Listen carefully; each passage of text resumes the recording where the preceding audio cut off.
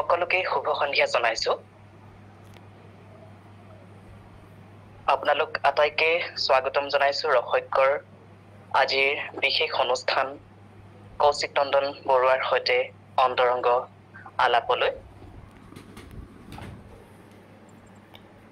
যেহেতুকে সময় বৰ্তমান 7:05 গতিকে আমি সময়ৰ প্ৰতি লক্ষ্য ৰাখি আমাৰ অনুষ্ঠানটো আৰম্ভ কৰিবলৈ লৈছো ইতিমধ্যে আমাৰ মাজত উপস্থিত হৈছে আপোনালোকৰ মৰমৰ এগৰাকী লেখক এগৰাকী যুৱ সাহিত্যিক যাৰ নাম কৌশিক নন্দন বৰুৱা আমি অনুষ্ঠানৰ আৰম্ভণিতে এটি গীতেৰে আমাৰ অনুষ্ঠানটো মুকলি কৰিব বিচাৰিছো আমাৰ মাজত উপস্থিত আছে গৰিমা ডাঙৰীয়ানী বাইদেউ তেখেতক আমাৰ অনুষ্ঠানৰ মাজলৈ স্বাগতম জনাইছো আৰু আমাৰ অনুষ্ঠানটো আজি তেখেতৰ গীতেৰে মুকলি কৰিবলৈ বিচাৰিছো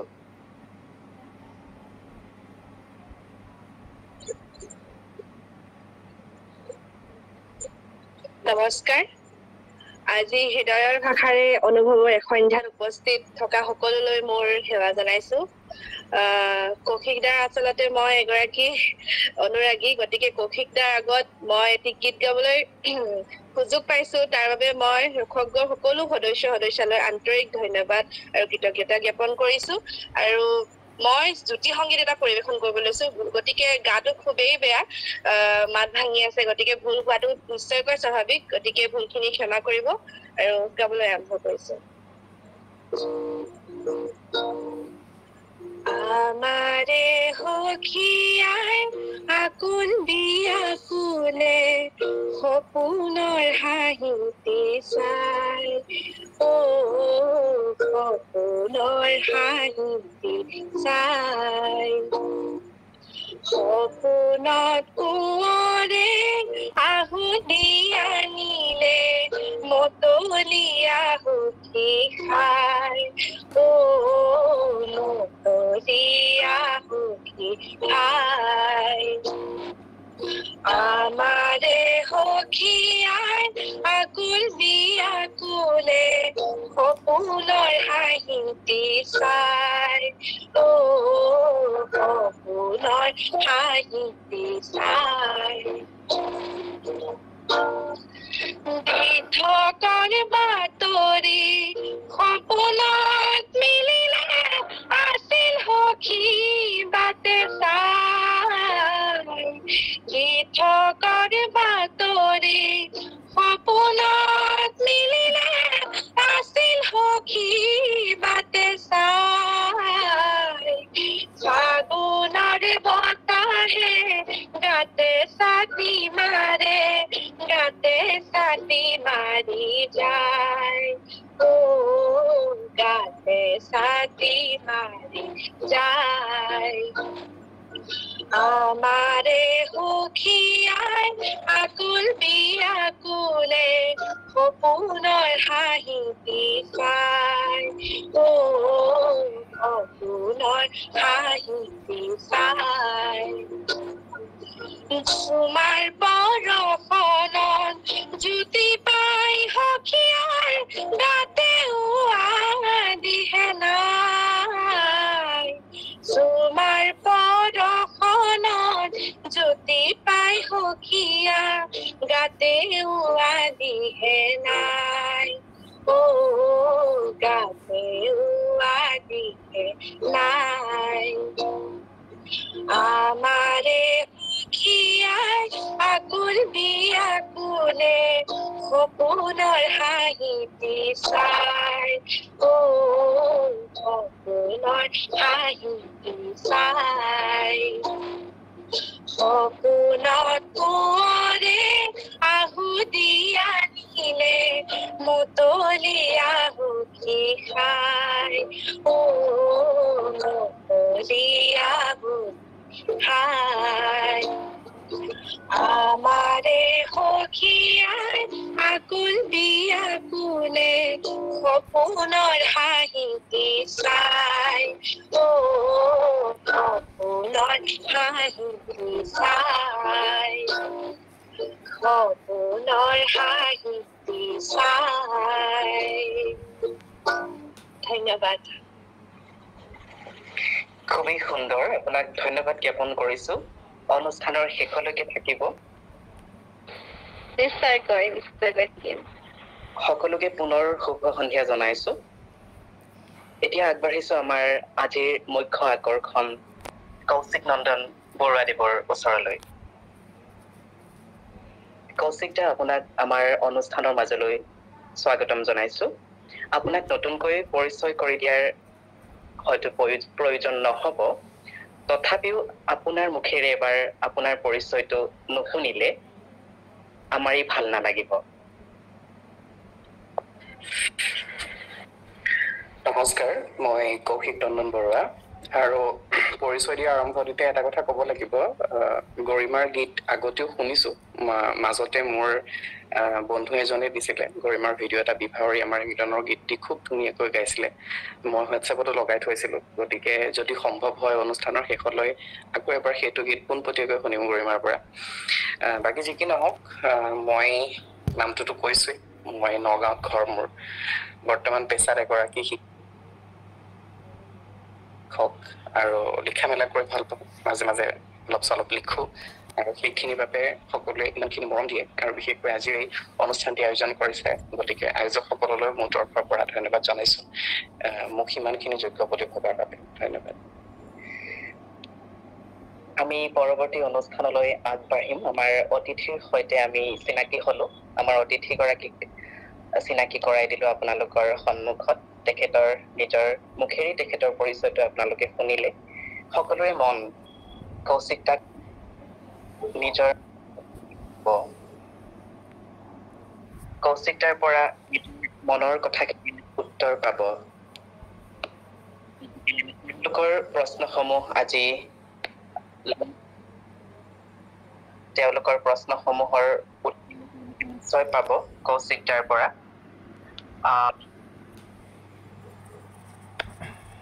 এইখিনিতে মই সকলোৱে যে নিজৰ মাইক্ৰফোনবোৰ কৰি ৰাখে, যিসকল আমাৰ আজিৰ অনুষ্ঠানখনত উপস্থিত আছে, সকলোৰে ওচৰলৈ যোৱা হ'ব যদিহে আমাৰ সময় সুবিধা মিলে।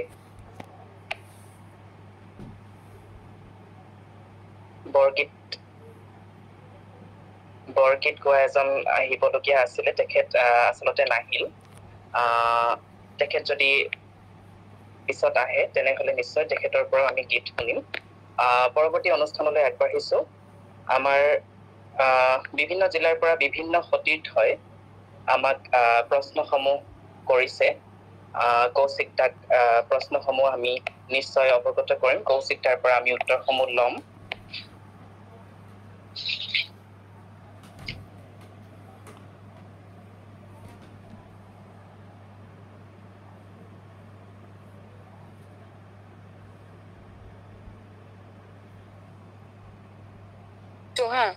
আচলতে ডিষ্টেণ্টৰ নেটৱৰ্ক ইছ্যু হৈ আছে, তো সেইকাৰণে মই মাইক্ৰফোনটি আমাৰ সকলোৰে মৰমৰ অভিজ্ঞানক অনুৰোধ জনাইছো পৰৱৰ্তী কাৰ্যসূচীবোৰ চলাই নিবৰ কাৰণে।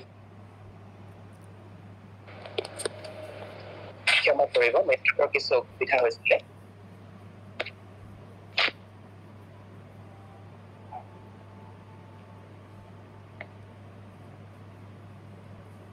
পৰৱৰ্তী অনুষ্ঠানলৈ আগবাঢ়িছো।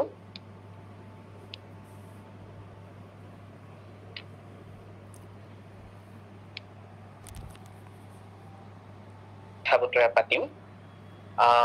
অনুষ্ঠানৰ আৰম্ভণিতেই মই এটি প্ৰশ্ন হাতত তুলি লৈছো। প্ৰশ্নটো কৰিছে আমাৰ ওদালগুৰি জিলাৰ পৰা গৌতম গায়ন ডাঙৰীয়াই। কৌশিক দা, প্ৰশ্নটো আপুনি শুনিব। কথাৰ শালীনতাৰ বাবে পৰিৱেশ বিনষ্ট হোৱা বুলি ধাৰণা কৰা হয়। প্ৰকৃততে পৰিৱেশে পৰিৱেশ নিৰ্মাণ কৰে, এয়াই ৰুঢ় বাস্তৱ। কৌশিক দা, আপোনাৰ দৃষ্টিকোণৰ অনুভৱ।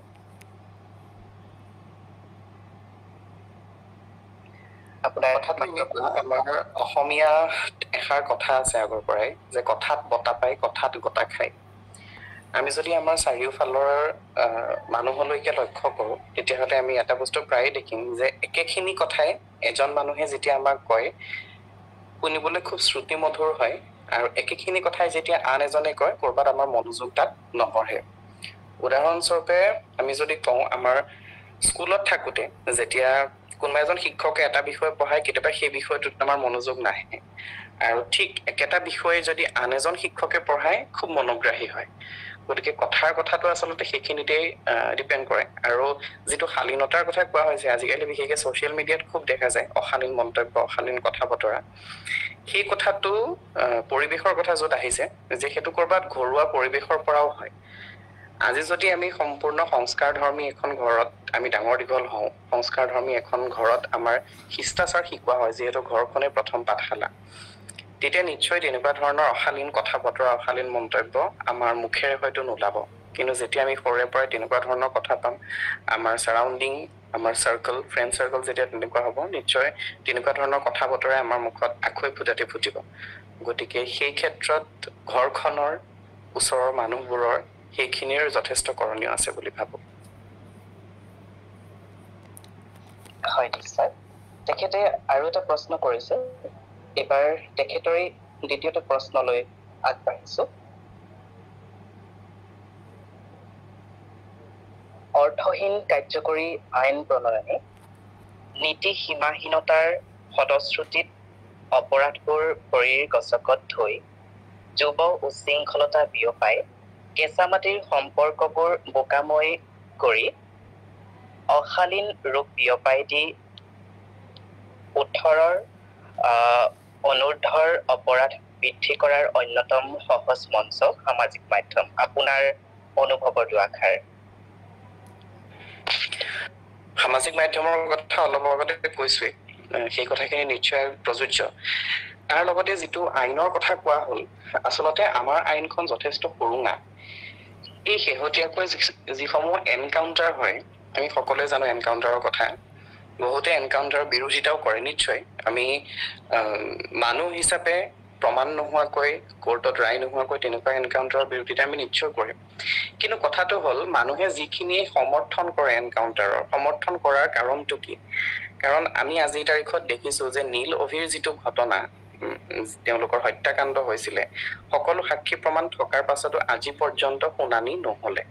ঠিক তেনেকৈ যদি দিল্লীত বহুত আগতে এগৰাকী ধৰ্ষণ হৈছিলে, ধৰ্ষণ কাৰ্য এটি হৈছিলে আৰু সেই ধৰ্ষণ কাৰ্যবোৰ যিয়ে কৰিছিলে মই নামটো পাহৰিছিলো, এটা নাম দি লোৱা হৈছিলে তেখেতৰ, যিগৰাকী ধৰ্ষিতা ধৰ্ষণ কৰি তেখেতক হত্যা কৰাৰ পাছতো কৰবাত সেই ল'ৰাজন নাবালক বুলি সাৰি গৈছিলে।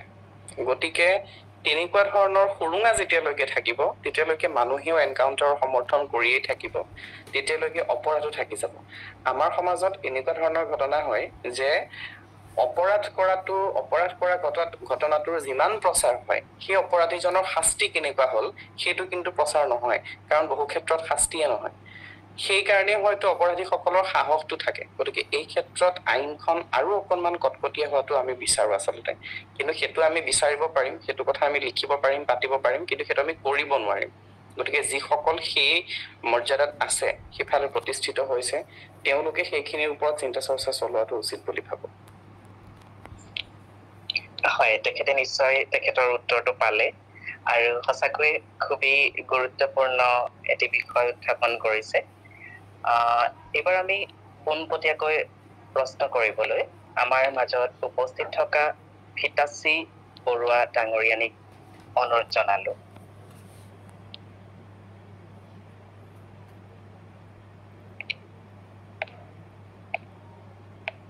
ভিতাশ্ৰী বৰুৱা, আপুনি নিশ্চয় উপস্থিত আছে।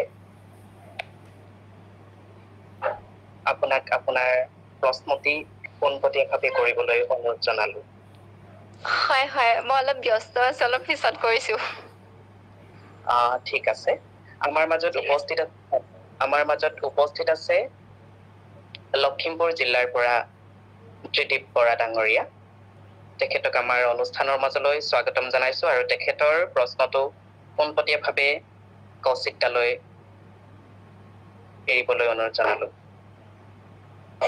হয়, পোনপ্ৰথমে কৌশিক নন্দন ডাঙৰীয়াক ধন্যবাদ জ্ঞাপন কৰিছো আমাৰ ৰসৰ মজিয়ালৈ তেওঁক নিমন্ত্ৰণ জনোৱাৰ বাবে তেওঁ যে ইমান সময় উলিয়াই আহিলে তাৰ বাবে ধন্যবাদ জনাইছো। মোৰ পোনপটীয়া প্ৰশ্নটো হ'ল প্ৰেম কি?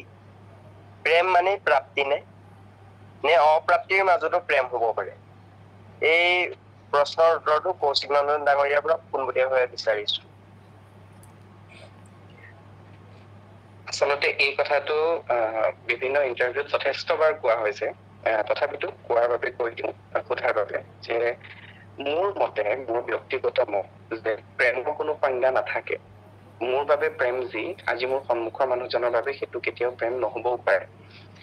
মোৰ বাবে এইটো যে প্ৰেম হবলৈ সেই ব্যক্তিজনৰ বাস্তৱ অস্তিত্ব থাকিব লাগিব বুলিও কোনো কথা নাই, তেনেকুৱা ধৰণে।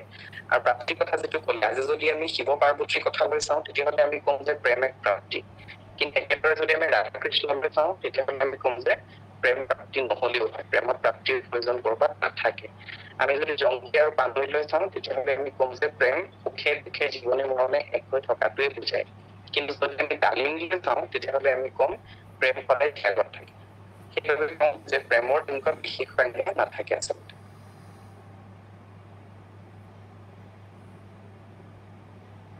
হয়, ধন্যবাদ জনাইছো আপোনাক এই উত্তৰটো ইমান ভালদৰে বুজাই দিয়াৰ বাবে।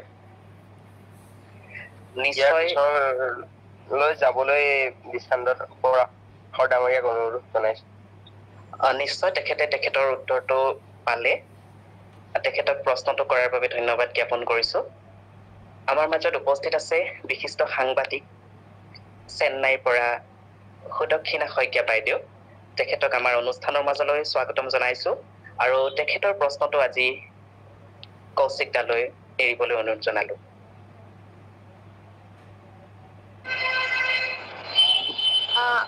মাননীয় পৰিচালক মহোদয়, মোৰ প্ৰশ্নটো ইতিমধ্যে দি থোৱা আছে, আপুনি কৈ দিয়কচোন।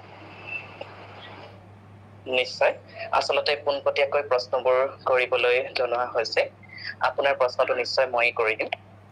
আমাৰ মাজত বৰ্তমান দেখি আছো পূৰ্ণ বৰা ডাঙৰীয়া। তেখেতৰ দ্বাৰা এটি প্ৰশ্ন আছিলে, তেখেতৰ প্ৰশ্নটো কৌশিক দাক পোনপটীয়াভাৱে কৰিবলৈ অনুৰোধ জনাইছো। ধন্যবাদ। প্ৰথমে ৰসজ্ঞৰ মেনেজমেণ্টক ধন্যবাদ জনালো কৌশিক দাৰ দৰে এগৰাকী বিশিষ্ট লেখকক আমাৰ মাজলৈ আনি দিয়াৰ বাবে, লগ পোৱাৰ সুযোগকণ দিয়াৰ বাবে। লগতে কৌশিক দাকো ধন্যবাদ জনালো আমাৰ মাজলৈ অহাৰ বাবে। গতিকে এই ত্ৰিদীপ বৰা দেৱে যিদৰে সুধিছিল যে প্ৰেম মানেই জানো প্ৰাপ্তি, গতিকে ইয়াত ক'ব বিচাৰো, যদি প্ৰেম প্ৰাপ্তি হ'ব নোৱাৰে, মানুহে ভাল পোৱাৰ পাছত কিদৰে অকলে থাকিব পাৰিব, কিদৰে নিজৰ মাজত সুখ বিচাৰি যাব পাৰিব। মই কৌশিক দাৰ এটা লাইন পঢ়িছিলো কোনোবা এখন কিতাপত, মানে নিজক ইমানখিনিও সময় ৰাখিব নালাগে কোনো ব্যক্তিৰ মাজত যাতে আকৌ ওলাই আহিবলৈ কষ্ট হৈ যায়, নিজক হেৰুৱাই পেলাব নালাগে। য'ত হেৰুৱাই পেলোৱা যায় তাৰ পৰা নিজকে আকৌ কেনেদৰে চিনিব পাৰি। প্ৰথম কথা এইটো যে ব্যক্তিৰ কিন্তু প্ৰথম প্ৰেম হয় নিজৰ সৈতে, স্বপ্ৰেম বুলি আমি যাক কওঁ। আৰু স্বপ্ৰেম মানে স্বাৰ্থপৰতা নহয়, স্বপ্ৰেম মানে স্বাৰ্থও নহয়। প্ৰথমে মানুহে নিজক ভাল পায়, তাৰ পাছতহে আনৰ কথা। যদি আমি নিজকে ভাল পাব নোৱাৰো, আনে আমাক কিদৰে ভাল পাব? আৰু যি ব্যক্তিয়ে নিজক ভাল পায়, নিজৰ লগত থাকি ভাল পায়, তেওঁ পৃথিৱীত যিমানেই ডাঙৰ আঘাত নাপাওক কিয় নিজৰ ওচৰলৈ উভতি আহিবলৈ তেওঁলোকৰ কষ্ট নহয়। আৰু এই উভতি অহাৰ যিটো বাট, সেইটো নিজৰ ভাল লগা অভ্যাস, নিজৰ ভাল লগা কথা, ভাল লগা কাম, যিবোৰে আনক ক্ষতি নকৰে, সেইখিনিৰে নিজৰ ওচৰলৈ উভতি আহিব পাৰি বুলি। ধন্যবাদ কৌশিক দা। পূৰ্ণ বৰা ডাঙৰীয়াক ধন্যবাদ জ্ঞাপন কৰিছো। বৰ্তমান মই স্ক্ৰীণত কল্যাণী গগৈ ডাঙৰীয়ানীক দেখি আছো, গতিকে তেখেতৰ প্ৰশ্নটো পোনপটীয়াভাৱে কৌশিক দালৈ কৰিবলৈ অনুৰোধ জনালো।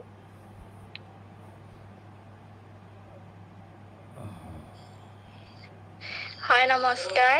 মই ধেমাজি জিলাৰ পৰা কল্যাণী গগৈ। পোনপ্ৰথমে ৰসজ্ঞৰ মজিয়ালৈ বহুতো ব্যস্ততাৰ মাজতো সময় উলিয়াই আমাৰ এই অনুষ্ঠানটিত উপস্থিত থাকি সাফল্যমণ্ডিত কৰাৰ বাবে কৌশিক ডাঙৰীয়ালৈ ধন্যবাদ জ্ঞাপন কৰিছো। তেখেতলৈ মোৰ দুটা প্ৰশ্ন আছিল। প্ৰথমটি, কৌশিক দা, আপোনাৰ উপন্যাস তিনিওখনে সকলোৰে মৰম বুটলিবলৈ সক্ষম হৈছে। আপুনি উপন্যাস লিখিবৰ বাবে প্ৰেৰণা ক'ৰ পৰা কেনেকৈ লাভ কৰিছিল? আৰু এজন সফল উপন্যাসিক হ'বলৈ হ'লে ব্যক্তি এজনে কোনবোৰ দিশত গুৰুত্ব দিব লাগিব?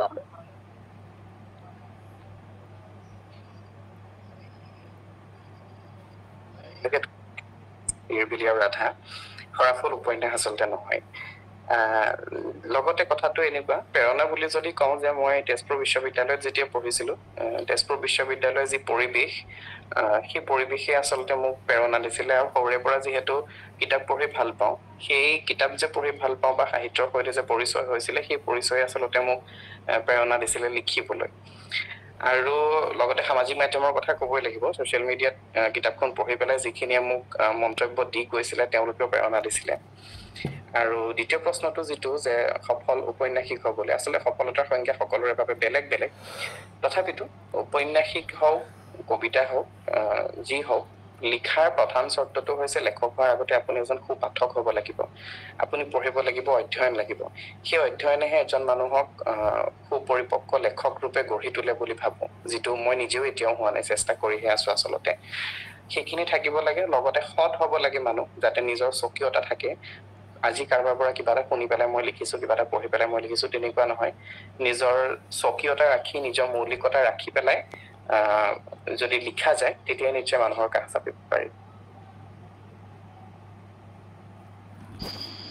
হয়, ধন্যবাদ কৌশিক দা। অন্য এটি প্ৰশ্ন আছিল আপোনালৈ।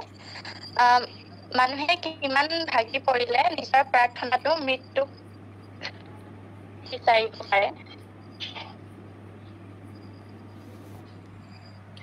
আচলতে সিমানখিনিলৈ ভাঙি পৰা উচিতেই নহয়, যিমানখিনি মানুহে মৃত্যু বিচাৰিব পাৰে। কাৰণ এই জীৱনটো ঈশ্বৰৰ আশীৰ্বাদ, ঈশ্বৰে দিয়া আমাক এটা উপহাৰ। 84 লাখ জনীৰ পাছতহে হেনো মনুষ্যজনীত মানুহৰ জন্ম হয়। গতিকে যদি আমি মৃত্যু কামনা কৰোঁ, তেতিয়াহ'লে ঈশ্বৰৰ আশীৰ্বাদক অৱহেলা কৰাৰ দৰে হয়। গতিকে জীৱনটোৰ প্ৰতি, জীৱনৰ যিকোনো মুহূৰ্তত নিজৰ জীৱনৰ প্ৰতি স্পৃহা হেৰুৱাই পেলাব আচলতে নালাগে।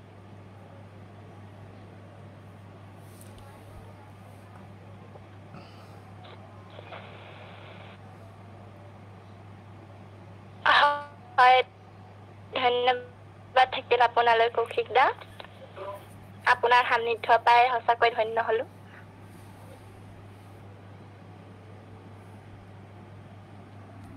কল্যাণী ডাঙৰীয়ানীক ধন্যবাদ জ্ঞাপন কৰিছো। আমাৰ মাজত উপস্থিত আছে সুদূৰ ভুৱনেশ্বৰৰ পৰা মালবিকা শৰ্মা ডাঙৰীয়ানী। তেখেতক আমাৰ অনুষ্ঠানৰ মাজলৈ স্বাগতম জনাইছো আৰু তেখেতৰ দুআষাৰ অনুভৱৰ সহিতে তেখেতক এটি প্ৰশ্ন কৰিবলৈ, তেখেতৰ মনৰ কথাখিনি কৌশিক নন্দন বৰুৱা দেৱলৈ আগবঢ়াবলৈ অনুৰোধ জনালো।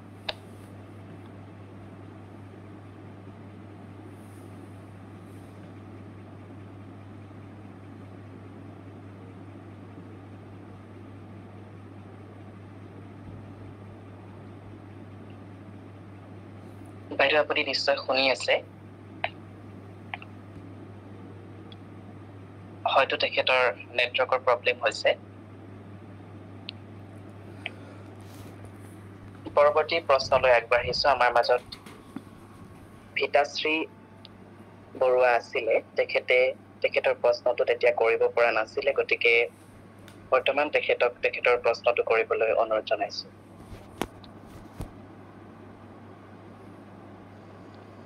হয়, আজিৰ ৰসজ্ঞৰ সকলোলৈ, ৰসজ্ঞ পৰিয়ালৰ সকলোলৈ এই চেগতে শুভ সন্ধ্যা জ্ঞাপন কৰিলো। লগতে আজিৰ অনুষ্ঠানত উপস্থিত আটাইৰে প্ৰিয় সৰাফুল ৰাধা নিৰিবিলি নীৰৱ কাহিনীৰ উপন্যাসিক কৌশিক নন্দন বৰুৱা ডাঙৰীয়াৰ উপস্থিতিত হৈ পৰিছে পৰিৱেশ জীপাল। তেখেতক ৰসজ্ঞ পৰিয়ালত উপস্থিত হ'বলৈ পাই, তেখেতক ৰসজ্ঞ পৰিয়ালৰ যোগেদি কথা বাৰ্তা কৰিবলৈ পাই অতি আনন্দিত। লগতে তেখেতলৈ এটা প্ৰশ্ন, শুনি আছেনে সকলোৱে? হেল্ল'। নিশ্চয় আপোনাক শুনি আছো।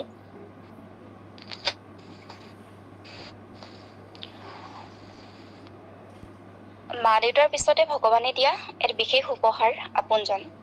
হয়, সেই তেওঁ বিশেষভাৱে মোৰ ভাল পোৱাৰ বিহু জালি দিয়া এটি কোমল পোৱাৰ ৰদালি।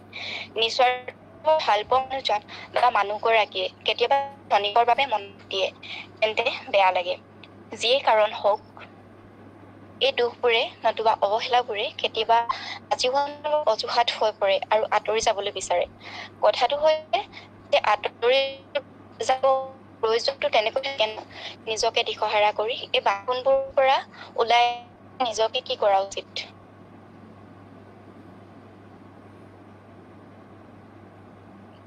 আচলতে এনেকুৱা হয়, আঁতৰি যাওঁ বুলিলে কাৰণ হাজাৰটা থাকে, কিন্তু ৰৈ যাওঁ বুলিলে কাৰণ এটাই, সেয়া হৈছে ভাল পোৱা। য'ত ভাল পোৱা থাকে তাতে আচলতে ৰৈ যাব পাৰি। ভাল পোৱাৰ বাবেই সতীয়ে পুনৰ জন্মলৈ পাৰ্বতী হৈ অহা নাছিল জানো? বা ভাল পোৱাৰ বাবেই ৰাধাই জীৱন কৃষ্ণক সামৰি ৰখা নাছিল জানো বুকুত গুচি যোৱাৰ পাছতো? গতিকে লগত থকা আৰু কাষত থকাৰ মাজত পাৰ্থক্য আছে। কোনোবা কাষত থাকিও লগত নাথাকে আৰু কোনোবা লগত থাকিও কাষত নাথাকে। কথাটো তেনেকুৱা হয়। গতিকে হয়তো কোনোবা ব্যস্ত থাকিব পাৰে, কেতিয়াবা ব্যস্ততাবোৰ আমাৰ সপোন সজোৱাৰ এক আখৰাও হ'ব পাৰে। গতিকে সেই ফালৰ পৰা ব্যস্ত থাকিল মানে সদায় অৱহেলা নহয়, কিন্তু গুৰুত্বটো আচল কথা। সময়তকৈ বেছি গুৰুত্বক আমি প্ৰাধান্য দিব লাগে। গতিকে সেই ফালৰ পৰা সকলো লগত থকাটো বিচাৰো আচলতে। হয়।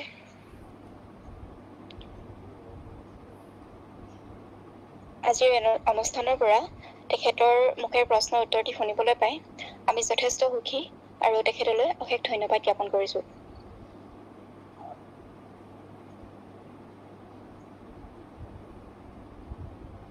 আপোনাক ধন্যবাদ জ্ঞাপন কৰিছো। আপুনি নিশ্চয় আপোনাৰ প্ৰশ্নটোৰ উত্তৰ পালে।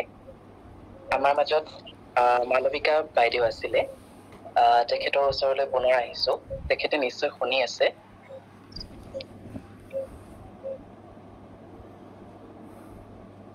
মোক কৈছা নেকি? হয় বাইদেউ, আপোনাৰ ওচৰলৈকে আহিছিলো। হয় হয়, আচলতে মোৰ তেনেকুৱা বিশেষ একো প্ৰশ্ন নাই। মই মানে তেখেতৰ সাংঘাতিক ধৰণে ভক্ত। তেওঁৰ লিখাবোৰ পঢ়ি খুবেই ভাল পাওঁ আৰু ইনষ্টাগ্ৰামত মই বহুদিনৰ পৰা তেওঁক ফ'ল' কৰি আহিছো।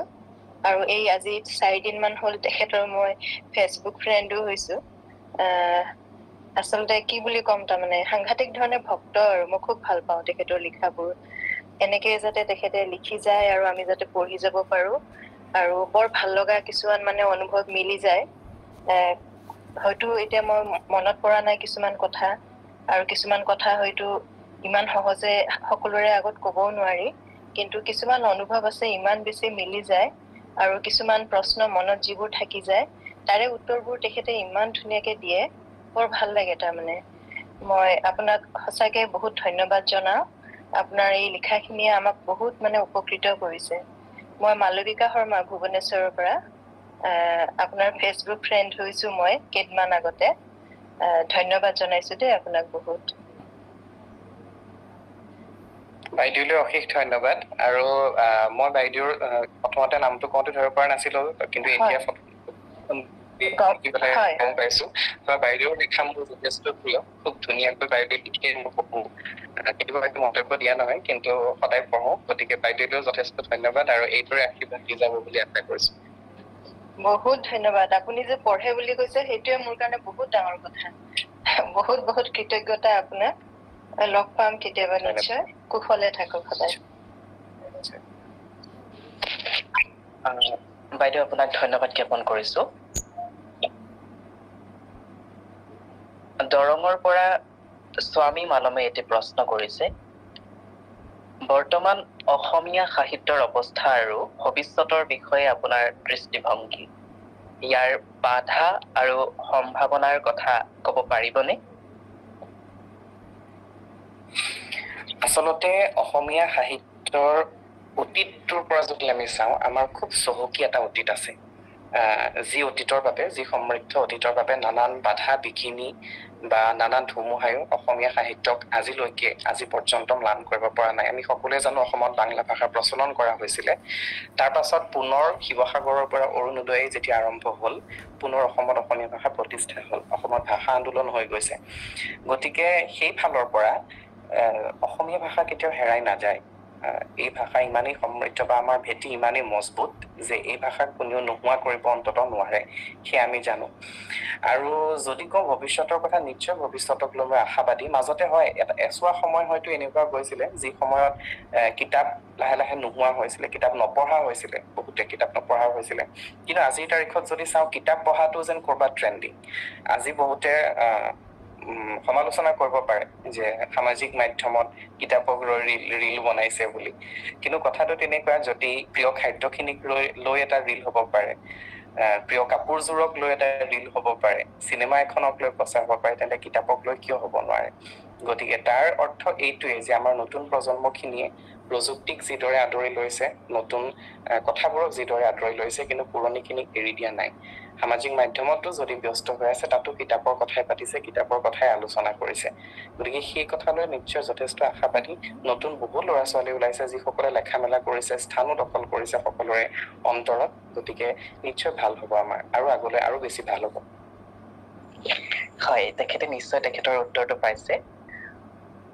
আৰু আছে তেখেতৰ প্ৰশ্ন। তেখেতে কৈছে, আপোনাৰ জীৱনৰ কোনবোৰ অভিজ্ঞতাই আপোনাক গভীৰভাৱে প্ৰভাৱিত কৰিছে আৰু সেইবোৰ আপোনাৰ লিখনিত কেনেকৈ প্ৰকাশ পাইছে? আৰু এটি প্ৰশ্ন কৰিছে তেখেতে, একেলগে কৈ দিছো মই। আপোনাৰ নিৰিবিলি ৰাধাৰ পিছত আপোনাৰ নতুন কিবা পৰিকল্পনা আছে নেকি বাৰু? নিশ্চয়। কথাটো হ'ল যে লেখনিবোৰ সদায় মানুহৰ অভিজ্ঞতাৰ পৰাই আহে। আমাৰ প্ৰত্যেকটো অভিজ্ঞতাই আমাক ক'ৰবাত সমৃদ্ধ কৰে, ক'ৰবাত কিবা নহয় কিবা শিকাই যায়। গতিকে সেই অভিজ্ঞতাখিনিয়ে আমাক লিখিবলৈ প্ৰেৰণা দিয়ে, যিটো তেজপুৰ বিশ্ববিদ্যালয়ৰ অভিজ্ঞতাই মোক নিৰিবিলি লিখিবলৈ প্ৰেৰণা দিছিলে। তাৰ লগতে যদি মই ভৱিষ্যত পৰিকল্পনাৰ কথা কওঁ, একেবাৰে আহিব লগা মোৰ এটি গীত, মোৰ জীৱনৰ প্ৰথমটি গীত, আৰু প্ৰথম বস্তুটো সকলোৰে বাবেই বিশেষ হয়। গতিকে প্ৰথমটি গীত খুব সোনকালে আহিব। আমি নামটো খুব সোনকালে ৰিভিল কৰিম। আৰু গীতটিৰ সুৰ কৰিছে বৰষা বৰা। সকলোৱে তেখেতক নিশ্চয় চিনি পায়। তুমি অহা বাদে সপোন সৰে গীতটি তেখেতৰ আছিলে, বা প্ৰজাপতি গীতটি প্ৰবীণ বৰা কণ্ঠত তেখেতৰ আছিলে। গতিকে তেখেতে সুৰ কৰিছে, বৰষা বাই বিৰাট ধুনীয়া সুৰ কৰিছে, আৰু গীতটি গাইছে ভানুপ্ৰিয়া, অৰুন্ধতী ভানুপ্ৰিয়াই। সকলোৱে চিনি পায়। গতিকে একেবাৰে আহিব লগা প্ৰজেক্ট বুলি যদি কওঁ, সেইটো আছে, গীতটি আছে। আৰু তাৰ লগতে যদি সকলো ঠিকে থাকে, তেতিয়াহ'লে হয়তো ডিচেম্বৰৰ আগে এখন উপন্যাস আহিব। সামাজিক মাধ্যমত নহয়, কিতাপ আকাৰে হয়তো আহিব নতুন এখন উপন্যাস। মই নামটো এতিয়াই নকওঁ, সময়ত নিশ্চয় সকলোকে জনাম। ধন্যবাদ আপোনাক তেখেতৰ উত্তৰটো দিয়াৰ বাবে। আমি কথা পাতি আছো আমি কথা। আমি এইখিনিতে আমাৰ মাজত উপস্থিত হোৱা, দৰঙৰ পৰা উপস্থিত হোৱা ভাৰ্মিনাছ শৰ্মাদেৱৰ পৰা এটি বাঁহীৰ সুৰ শুনি ল'ব বিচাৰিছো।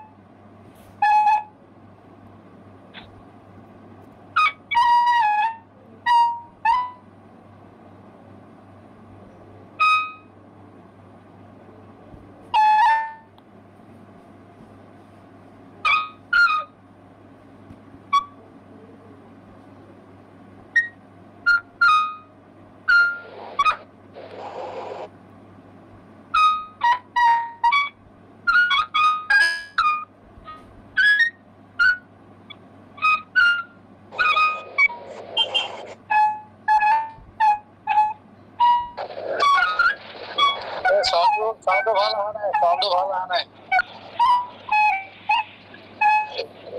ভিডিঅ'টো অফ কৰি কেমেৰাটো অফ কৰি পিনে ভইচ চাটৰ নিচিনা কৰিলে ভাল হ'ব নেকি? কি কৰিছে? এই চাউণ্ডটো ভাল অহা নাই, বাহিৰ চাউণ্ডটো মানে এৰি দিছে।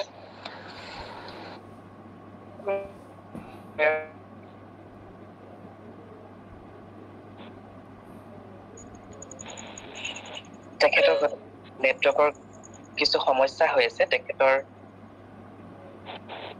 ভিডিঅ'টো অফ কৰি ল'লে সেইটো ঠিক হ'ব পাৰে।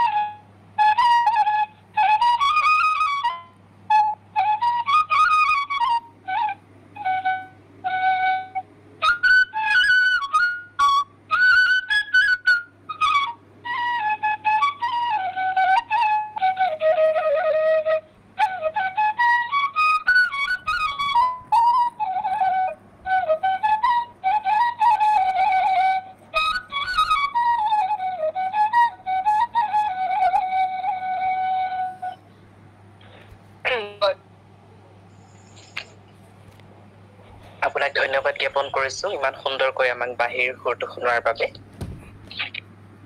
আমাৰ মাজত উপস্থিত আছে, আমি পুনৰ প্ৰশ্নলৈ আগবাঢ়িছো। স্বপ্নশিখা ডাঙৰীয়ানী, তেখেতৰ ওচৰলৈ আহিছো। তেখেতৰ প্ৰশ্নটো তেখেতক কৌশিক দালৈ আগবঢ়াবলৈ অনুৰোধ জনালো। নমস্কাৰ, মোৰ নাম স্বপ্নশিখা বৰা। মই গোলাঘাট জিলাৰ দেৰগাঁৱৰ জীয়ৰী। মোৰ কৌশিক দালৈ থকা প্ৰশ্নটো হৈছে, কৌশিক দা, মই আপোনাৰ পৰা জানিব বিচাৰিছো যে এখন কিতাপ লিখি থকাৰ সময়খিনিৰ কথা, নিজৰ অনুভৱখিনিৰ কথা, আৰু সেই সময়খিনিত নিজৰ মানুহবোৰৰ পৰা পোৱা সঁহাৰিবোৰৰ কথা। নিশ্চয়। আচলতে কিতাপ লিখি থকাৰ সময়ত মোৰ কথা যদি কওঁ, মই মানুহজন অকণমান বেলেগ হৈ যাওঁ। নিৰিবিলি লিখি থকাৰ সময়খিনিতো তেনেকুৱা হৈছিলে, আৰু ৰাধা লিখি থকাৰ সময়খিনি বিশেষকৈ বৰ কষ্টকৰ সময় আছিলে। কিন্তু মোৰ হয়তো সৌভাগ্য যে মোৰ চাৰিওপাশে যিখিনি মানুহ থাকে তেওঁলোকেও সদায় ব্যস্ত থাকে যে মোক সেইখিনি সহায় কৰিবলৈ বা মোক সেইখিনি সহযোগিতা কৰিবলৈ। যিহেতু স্কুলত শিক্ষকতা কৰি আছো, ৰাধা লিখি থকাৰ সময়ত বহুত ক্ষেত্ৰত এনেকুৱা হয়, কেতিয়াবা এপিছড লিখিবলৈ থাকে, কোনোবা সহকৰ্মীয়ে কয় তোমাৰ ক্লাছটো মই কৰি দিছো, যোৱা তুমি এইখিনি লিখা। বা মই এতিয়া এটা কথা ক'ব লাগিব যে গ্ৰন্থমেলাৰ সময়তে আমাৰ পৰীক্ষাসমূহ হয়। পৰীক্ষা লৈ কৰি যেতিয়া মই গ্ৰন্থমেলা যাবলৈ সাজু হৈছো, কাৰণ কিতাপখন ওলোৱাৰ পিছত সেই গ্ৰন্থমেলাখন, গুৱাহাটী গ্ৰন্থমেলাখন খুব বেছি আমাৰ আপোন হয়। সেইখিনি সময়ত মোৰ সহকৰ্মী বিনীতা গগৈ, বিনীতা বাই মোৰ প্ৰায় 40খনমান বহি নিজে চাই দিছিলে। তেখেতৰ খিনি চোৱাৰ উপৰিও মোৰ বহিখিনি তেখেতে চাই দিছিলে। গতিকে খুব মানে কি ক'ম আৰু, তেওঁলোকে বিৰাট খুব ধুনীয়াকৈ আচলতে সহায় কৰিলে সেইখিনি। এতিয়া বৰ্তমান যিখন লিখি আছো, আৰু মই লিখি থকা অৱস্থাত মানে এনেকুৱা হয় যে মোৰ চাৰিওফালৰ মানুহখিনি অকণমান ভুগিব লাগে। এতিয়া যিখন লিখি আছো, হয়তো যদি আহেগৈ ডিচেম্বৰলৈ এইখন অকণমান মই প্ৰতিবাৰে প্ৰত্যেকখন কিতাপত অকণ নতুনত্ব কিবা এটা দিবলৈ চাওঁ এইখন অকণমান ৰহস্যধৰ্মী হয় কাহিনীটো অকণমান ৰহস্যৰ দৰে আছে সেই কাহিনীটো যেতিয়া লিখি আছো মোৰ কলিয়াবৰৰ এগৰাকী বন্ধু কলিয়াবৰ থানাৰ এছআই ঋতুপৰ্ণৰ লগত মই কথা ডিছকাছ কৰি আছো যে এনেকুৱা ধৰণৰ কেছ আহিলে তোমালোকে কেনেকৈ হেণ্ডেল কৰা বা পুলিচৰ কিছুমান নীতি নিয়ম সেইখিনি জানি আছো গতিকে মোৰ ঘৰত কৰবাত এনেকুৱা হৈ গৈছে মোৰ যেন কৰবাত প্ৰত্যেকটো কথাত সন্দেহ এই বস্তুটো ইয়াত কোনে থলি এইটো এনেকেহে আছিল এনেকে কিয় আছে এইটো কিয় এনেকুৱা হৈ আছে বা ৰাতি কেতিয়াবা শুই থাকিলে ঘপকে কাৰোবাৰ চাউণ্ড কোনোবা আহিছে নেকি উঠি যাওঁচোন গতিকে সেই ঘটনাবোৰ বৰ্তমান মোৰ লগত চলি আছে গতিকে সেই ফালৰ পৰা মোৰ ওচৰৰ পাজৰ মানুহখিনি পৰিয়ালেই হওক বা মোৰ সহকৰ্মীসকলেই হওক যথেষ্টখিনি সহায় কৰে আৰু যিয়ে যেনেকৈ পাৰে সহায় কৰিবলৈ চেষ্টা কৰে গতিকে সেই ফালৰ পৰা মই সহায় কৰোঁ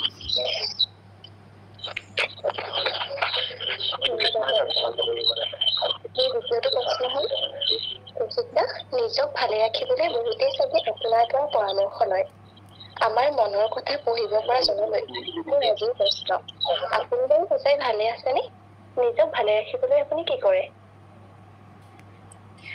একদম ভালে আছো আৰু ভালে থাকিবই লাগিব কাৰণ ভালে থকাৰ বিকল্প নাথাকে বৰ্তমান ভালে আছো কাৰণ গৰম বন্ধ চলি আছেতো গতিকে শিক্ষকসকলৰ বাবে গৰম বন্ধ পৰম আকাংক্ষিত গতিকে নিজৰ ভাল লগা কামবোৰ কৰি আছো লিখা মেলা কৰি আছো সেইবাবে ভালে আছো চাগে বাকী এইখিনিতে এটা কথা মই জনাই দিওঁ দেই অকণমান দুখেৰে যে বৰ্তমান মই ঘৰত নাই মই জেঠাইহঁতৰ ঘৰত আছো তেজপুৰত আচলতে অনুষ্ঠানটোৰ কথা পতাৰ পিছত মই অহাৰ প্লেন এটা হ'ল মোৰ আজি এটা অনুষ্ঠানো আছিলে কন্যকা লাইভত সেইবাবে যিহেতু আলহী ঘৰত আছো গতিকে বহুত বেছি এটা সময় দিবলৈ মোৰ অকণমান সমস্যা হ'ব কাৰণ বাহিৰত সকলোৱে মাতিও আছে মই আছো নিশ্চয় অলপ সময় আছো কিন্তু বহুত বেছি এটা সময় হয়তো দিব নোৱাৰিম তাৰ বাবে আগতীয়াকৈ ক্ষমা প্ৰাৰ্থনা কৰিছো আমি লাগিলে পিছত আকৌ এদিন লগ পাম আচলতে গৰম বন্ধৰ সময়টো এনেকুৱা হয় যে ক'ত কেতিয়া প্লেন ওলাই যায় একো ঠিক নাই তেনেকুৱা হয় কিন্তু মোৰ অনুষ্ঠানটো বাতিল কৰিবলৈ খুব বেয়া লাগিলে কাৰণ বহুত দিন আগৰ পৰাই সবিতাই যিহেতু কৈ আছিলে সেইবাবে কৈ লৈছো যে বহুত বেছি এটা সময় দিবলৈ অকণমান অসুবিধা হ'ব আশা কৰোঁ সকলোৱে কথাটো বুজি পাব আমি লগ পাই থাকিম নিশ্চয় কৌশিকদা সময়ৰ প্ৰতি লক্ষ্য ৰাখি অন্য এটি প্ৰশ্ন হাতত তুলি লৈছো প্ৰশ্নটো কৰিছে ৰিকি কোচ ডাঙৰীয়াই কৌশিকদাৰ শৈশৱ আৰু বৰ্তমানৰ মাজত পাৰ্থক্য সুধিছে তেখেতে শৈশৱ আৰু বৰ্তমানৰ মাজত ব্যক্তিগত পৰ্যায়ত বৰ বিশেষ পাৰ্থক্য নাই চাগে কাৰণ শৈশৱ এতিয়াও মোৰ মাজতে জীয়াই আছে বুলিয়ে কয় সকলোৱে এতিয়া স্কুলতে যদি কওঁ ষ্টাফত সকলোতকৈ সৰু মই গতিকে সৰু যিহেতু মৰমো বেছি শাসনো বেছি আৰু উৎপাতো কৰবাত বেছি শেহতীয়াকে আমি গুৱাহাটীৰ SCRTত আমাৰ এটা ৱৰ্কশ্বপ হৈছিলে গুণোৎসৱ সম্বন্ধীয় এটা ৱৰ্কশ্বপ হৈছিলে তাত আমি যেতিয়া কাম কৰি আছিলো গ্ৰুপবোৰ ভগাই দিছিলে আমি অসমীয়া বিষয়ত কৰিছিলো কামটো গতিকে অসমীয়া বিষয়ত আমি 17জন ব্যক্তি আছিলো বাকী খিনিত তেনেকে আছিলে আমাৰ অসমীয়াৰ এগৰাকীয়ে মানে মেথছৰ এগৰাকীৰ লগত এনেকে কথা পাতিছে আৰু মেথছৰ গৰাকী কৈছে আমি চবে পুৰা হাঁহি কিন্দালি কৰি থাকো এখেতে মানে কৈছে যে আমাৰ গ্ৰুপত চব দেখোন ঠাণ্ডাই হৈ থাকে তেতিয়া মেথছৰ গৰাকীয়ে তেখেতক মানে সুধিছে যে কৌশিক ঠাণ্ডা হৈ থাকেনে তেতিয়া তেওঁ মানে কৈছে কৌশিকে একমাত্ৰ যেতিয়া গোটেই ৰুমটোত উৎপাত কৰি ফুৰে সকলোকে জোকাই মেলি গতিকে শৈশৱ এতিয়াও নোহোৱা হৈছে বুলি ক'ব নোৱাৰোচোন উৎপাত কৰি আছো মাজতে কোনোবাই মোক কিবা এটা কথাত মই স্কুলত ল'ৰা ছোৱালী কিবা নাচ শিকাই আছিলে কোনোবাই সিহঁতৰ মানে সেই নাচটো সেই গানটোত নাচিবলৈ মন নাই মই গৈ পেলাই অলপ সময় বুলি সিহঁতক অকণ ফ্ৰী কৰো বুলি মই হিন্দী গান এটা লগাই তাহাঁতৰ লগতে নাচি দিম বাইদেউ আহি পেলাই মোক গালি পাৰি কৈছে কম বয়সত চাকৰি পালে এনেকুৱাই হয় মানুহে গতিকে তেনেকুৱা ধৰণৰ কথা শৈশৱ আমাৰ প্ৰত্যেকৰ মাজতেই থাকে সেই শিশুজন আৰু সেই শিশুজনক জীয়াই ৰাখিব লাগে সদায় জীৱনটো ধুনীয়া হৈ থাকে তেতিয়া হয় তেখেতে কৈছে কোনজন সাহিত্যিকৰ ব্যক্তিত্বই আপোনাক আকৰ্ষণ কৰে আৰু কিয় নিঃসন্দেহে ৰীতা চৌধুৰী বাইদেউৰ নাম ল'ব লাগিব ৰীতা চৌধুৰী বাইদেউৰ ব্যক্তিত্বই মোক সদায় আকৰ্ষণ কৰে লগতে প্ৰভাৱিতও কৰে এই যে বিভিন্ন সমালোচনা বা বিভিন্ন কিবা কিবি বাধা বিঘিনি নেওচিও নিজক তেওঁ যিদৰে পাঠক সমাজৰ মাজত তেখেতৰ কিতাপেৰে তেখেতৰ কলমেৰে নিজক প্ৰতিষ্ঠা কৰিলে সেই কথাটোৱে তেখেতৰ মোক আটাইতকৈ আকৰ্ষিত কৰে আৰু তাৰ লগতে তেওঁৰ যিটো ঈৰ্ষা নোহোৱা এটা মনোভাৱ তেওঁৰ বটগছৰ দৰে সকলোকে তেওঁ চাহ দি ৰাখিব খোজে। তেখেতে নিজে কৈছিল মই মাতিলেই নামি অহা চিলনীয়াই। গতিকে সেইফালৰ পৰা ৰীতা বাইদেউৰ লগত যিমানবাৰ কথা পাতো, কেতিয়াবা আমি ফোনত কথা পাতো বা লগ পালে যেতিয়া কথা পাতো, এটা অদম্য সাহস পাওঁ আচলতে। গতিকে লেখক লেখিকাৰ ভিতৰত তেখেতে মোক আটাইতকৈ বেছি তেখেতৰ ব্যক্তিত্বই মোক প্ৰভাৱিত কৰিছে। হয়, তেখেত নিশ্চয় তেখেতৰ প্ৰশ্নৰ উত্তৰ পালে। তেখেতক প্ৰশ্ন কৰাৰ বাবে ধন্যবাদ জ্ঞাপন কৰিছো।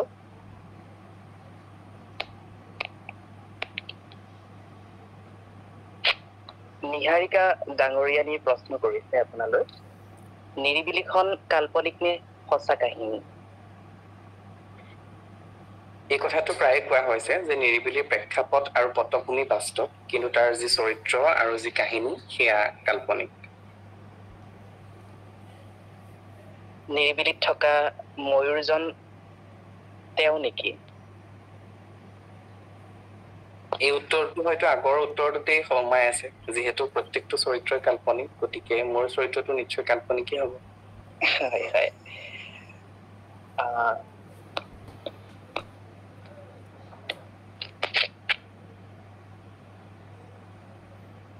আমাৰ মাজত অভিজিত ডাঙৰীয়া আছে, তেখেতে আপোনালৈ হয়তো কিবা প্ৰশ্ন কৰিব বিচাৰিছে। অভিজিত ডাঙৰীয়া, আপোনাক স্বাগতম জনাইছো আমাৰ অনুষ্ঠানৰ মাজলৈ, আৰু আপোনাৰ প্ৰশ্নটো কৌশিক দালৈ কৰিবলৈ অনুৰোধ জনালো।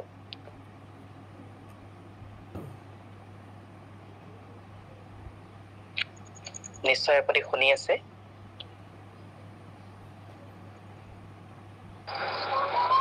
হেল্ল'।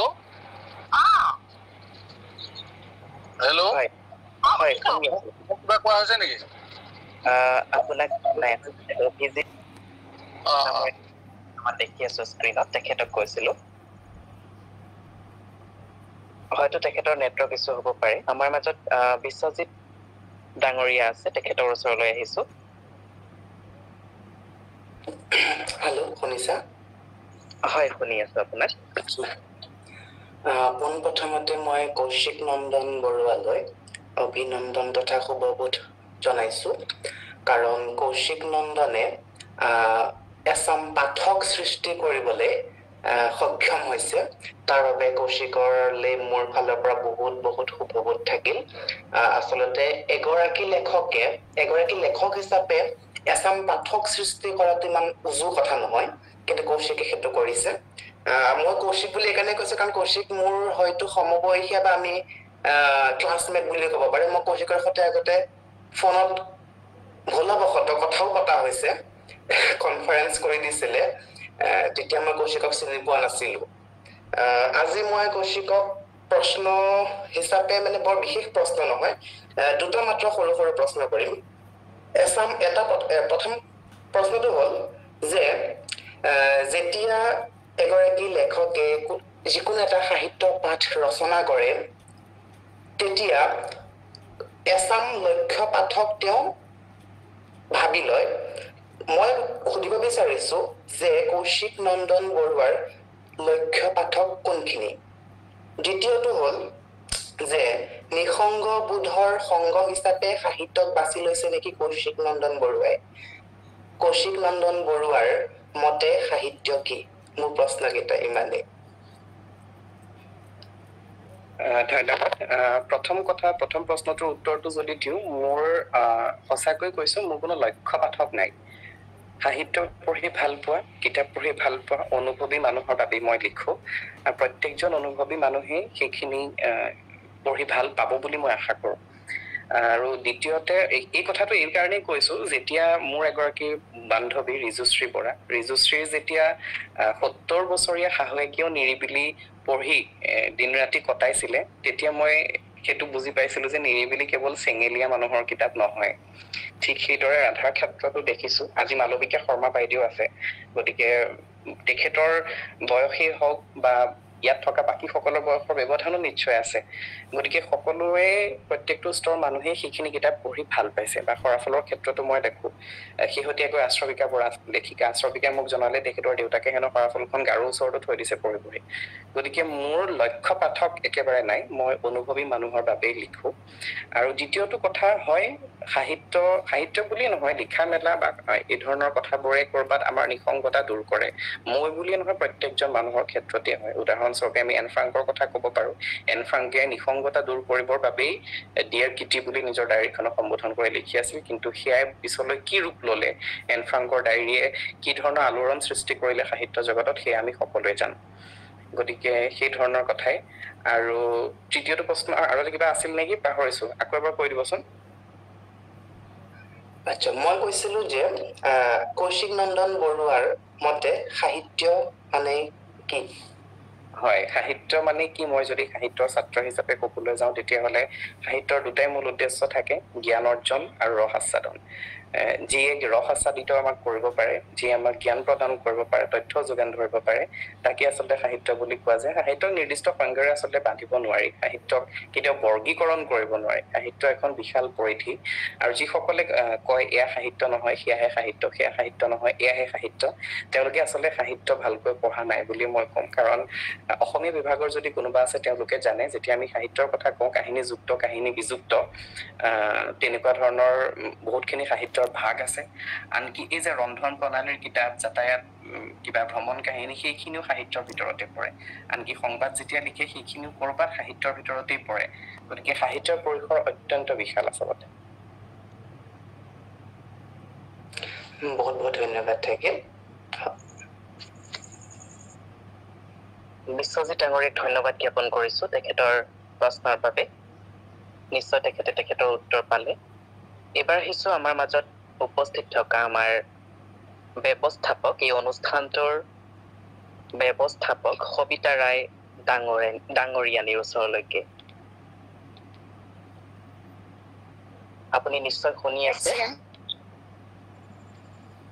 হয় মই খুব সুন্দৰকৈ অনুষ্ঠানটি শুনি আছো আৰু পোনপ্ৰথমতে নমস্কাৰ জনাইছো কৌশিক দা লগতে আমাৰ আজিৰ অনুষ্ঠানটিত উপস্থিত থকা সকলোকে মোৰ ফালৰ পৰা শ্ৰদ্ধা জনাইছো নমস্কাৰ জনাইছো লগতে শুভ সন্ধিয়া জনাইছো পোনপ্ৰথমে ক্ষমা কৰিব কৌশিক দা আপুনি আজি আমাক ইমান ভালকৈ অনুষ্ঠানটি যেনেকৈ সুবিধাখিনি দিলে হয়তো আপুনি বহুত ব্যস্ততা আছিল ব্যস্ততাৰ মাজেৰে যে আমাৰ এই সময়কণ দিলে তাৰ বাবে আমি বহুত বেছি ধন্য আৰু বাহিৰ বাদকৰ ক্ষেত্ৰত কিছু অসুবিধা হৈছিল নেটৱৰ্ক ইছ্যুৰ বাবে আৰু আপুনি বাঁহী খুব ভাল পায় কাৰণে আচলতে এটা মানে খুব ইচ্ছা আছিল অনুষ্ঠানটি বাহিৰে কৰিম বুলি কিন্তু যেহেতু অলপ পলমকে আহি পালে তাৰপিছতো মানে ইমান সুন্দৰকৈ বাঁহী বজাইছে মই বহুত বেছি ভাল পাইছো আৰু লগতে এটা মই মানে তেজপুৰ বিশ্ববিদ্যালয়ৰ যি নিৰিবিলিক লৈ আপুনি লিখিছিল মোৰ তেনেকৈ প্ৰশ্ন নকৰো 2 লাইন মই এটা লিখিছিলো মোৰ অনুভৱ সেইদিনা টুকি ৰাখিছিলো আৰু খুব সম্ভৱ মই উপন্যাসখন নিৰিবিলি উপন্যাসখন লকডাউনত পঢ়িছিলো আৰু সেইখিনি সময়ত আচলতে মই PDF আকাৰত পঢ়িছিলো এতিয়া অৱশ্যে মই কিতাপখন লৈছিলো কিন্তু সেইখিনি সময়ত খুব PDFখন মানে শ্বেয়াৰ হৈছিল তো মই PDFখন তেনেকৈ পাইছিলো সাহিত্যৰ এনেকুৱা গ্ৰুপতে আৰু সেইটোৱে মানে এক সাংঘাতিক মোৰ টাৰ্নিং পইণ্ট বুলি ক'ব পাৰি য'ত নেকি মই মোৰ জীৱন সলনি কৰাৰ মই সাহস গোটোৱাৰ মানে অন্যতম পথ বাছি ললো আৰু তাৰ পিছতে যি সৰাফুল আপুনি উলিয়াই দিলে মানে আনএক্সপেক্টেড মই আকৌ এবাৰ মানে ক'ব গ'লে মৰি যোৱাৰ পৰা বাচি উঠাৰ নিচিনা এটা হাত পুতি পালো তাৰপিছত ৰাধাৰ কথাটো ক'বই নালাগে বহুত বাৰে কৈছো ৰাধাত এনেকুৱা এটা মানে নিজৰ চৰিত্ৰ পাইছো যি এতিয়া ৰাধা মানে বহুত বেছি বেলেগ ৰাধা গ'লে আমি হয়তো সেই শ্ৰীকৃষ্ণৰ লগত থকা ৰাধাৰ কথা আমি হয়তো বহুতে ভাবিব পাৰো কিন্তু এইজনী ৰাধাৰ কথা যদি কোনোবাই জানিব বিচাৰে এবাৰ ৰাধাখন কৰক তেতিয়া হয়তো মানে নিজৰ অনুভৱ ফিল কৰিব পাৰিব কেনেকুৱা হ'ব পাৰে আৰু সঁচাকৈ ধন্যবাদ জনাইছো ইয়াত আমাৰ ইমান ভালকৈ অনুষ্ঠানটি আপুনি উপহাৰ দিয়াৰ বাবে তো মই 2 লাইন লিখিছিলো সেইখিনি সময়তে তো সেইখিনি পাঠ কৰিব ওলাইছো প্ৰথমাৱস্থাত ময়ূৰ কাশ্যপ নামেৰে পৰিচিত দিছিল তেওঁ তেজপুৰ বিশ্ববিদ্যালয়ৰ পাটকাই হোষ্টেলৰ নিবাসী আছিল তেওঁ সৰুৰ পৰাই অধ্যয়ন কৰি ভাল পাইছিল তেওঁ সাংঘাতিক কৃষ্ণপ্ৰেমৰ প্ৰতি আকৃষ্ট আছিল তেওঁ আনৰ লেখা অধ্যয়ন কৰি কৰি আনৰ মনোভাৱ বুজিব পাৰিছিল তেওঁ সৰুৰ পৰা অমায়িক ল'ৰাজন খুব সুৰীয়া শব্দৰে লিখিব জানিছিল তেওঁ নিজৰ কৌশিক নামটো ঠাইত ময়ূৰ কাশ্যপ নামেৰে পৰিচিত দিছিল তেওঁ অনয়ন বিশ্ববিদ্যালয়ৰ আৱেগ ভৰা একোখন উপন্যাস থাকেই কিন্তু তেজপুৰ বিশ্ববিদ্যালয়ত তেনেকৈ নাছিল সেই হেতুকে নিজৰ লেখাৰে এক জীয়া ৰূপ দিছিল তেওঁ নিৰিবিলি নামেৰে উপন্যাসৰ এক জীৱন্ত নাম দিছিল তেওঁ সকলোকে মনোমুগ্ধ কৰি লকডাউনত প্ৰচাৰ চলিছিল এক আৱেগ ভৰা তেজপুৰক জানিবলৈ নিৰিবিলিয়ে যথেষ্ট আছিল কৌশিক নন্দন বৰুৱাৰ লেখাৰে প্ৰচাৰৰ ক্ষেত্ৰত উন্নত কৰিছিল তেজপুৰ বিশ্ববিদ্যালয়ৰ সকলোখিনিয়ে পোৱা গৈছিল নিৰিবিলি কিতাপখনত আজিও নিৰিবিলিৰ অভিসন্ধ ময়ূৰক মানুহে বিচাৰে কাল্পনিক চৰিত্ৰক যেনেটি বাস্তৱ ৰূপে কোনোবাখিনিত আৱেগ এটা ৰৈ আছে হাহাকাৰ কৰি বিচাৰি ফুৰে সন্ধ্যাক অনুৰণক ময়ূৰক আজিও মনত পৰে সেই পানীমূৰৰ কাল অমানিশা কথাটিৰ ধন্যবাদ মই সেইখিনি মই লিখি থৈছিলো বাকী আজি মানে খুব বেছি এক্সাইটমেণ্ট হৈছে কি কৈ আছো মই নিজে নাজানো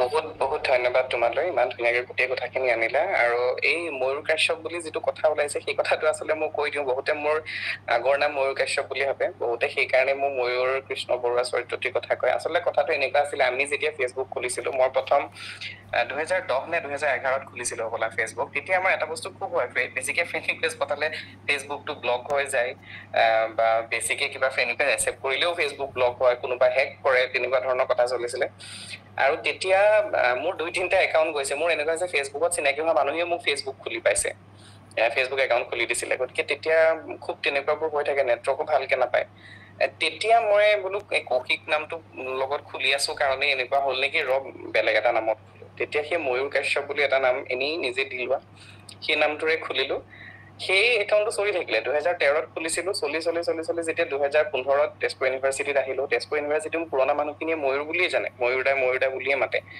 নামটো ময়ূৰ কাশ্যপ আছে বুলি এবাৰ এনেকুৱা হ'ল আমি এখন ষ্ট্ৰীট প্লে কৰিছিলো ষ্ট্ৰীট প্লেখন মই লিখিছিলো 2017 নে 16 এনেকুৱা সময়ত আছিলে ষ্ট্ৰীট প্লেখন লিখিলো কৰিলো তাৰপিছত সেইখনৰ কাৰণে আমাক চাৰ্টিফিকেটো দিলে আমি এৱাৰ্ডো পাইছিলো তাত যিটো মানে নাট্যকাৰ বুলি যিটো নাম আহে তাত ময়ূৰ কাশ্যপ বুলি লিখি দিলে তেতিয়া মই বোলো এইটোতো বেয়া কথা হ'ল এতিয়া সেইখন চাৰ্টিফিকেট মই চেঞ্জো কৰিব নোৱাৰো আৰু সেইখন মই ক'তো দেখুৱাব নোৱাৰো কাৰণ নামটো তাত ময়ূৰ কাশ্যপ বুলি আছে তেতিয়া মোৰ ৰুমমেট আছিলে প্ৰিয়ংকতে ক'লে তুমি সলোৱা আৰু নামটো বহুত হ'ল এই নামটো সলাই দিয়া তেতিয়া সেই নামটো সলাই পেলাই মোৰ যিটো নিজা নাম কৌশিক নন্দন বৰুৱা সেই নামটো দিয়া হ'ল আচলতে সেইকাৰণে সেই পুৰণা কিছুমান পষ্টত এতিয়াও ক'ৰবাত ময়ূৰ কাশ্যপ বুলি আছে বাকী তোমালৈ পুনৰবাৰ ধন্যবাদ জনাইছো কবিতাতে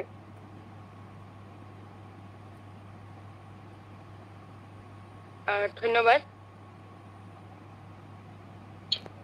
সবিতা ৰায় ডাঙৰীয়ানীক ধন্যবাদ জ্ঞাপন কৰিছো তেখেতৰ প্ৰশ্নৰ বাবে আৰু তেখেতে আপোনাৰ দৰে এগৰাকী ব্যক্তিৰ সান্নিধ্য আমাক দিয়াৰ বাবে সঁচাকৈ আজিৰ সন্ধিয়াটি জীপাল হৈ পৰিছে আপোনাৰ সান্নিধ্যৰে আমি আপোনাৰ উমেৰে জীপাল হৈ পৰিছো নিশ্চয় আমাৰ সতীৰ্থসকলে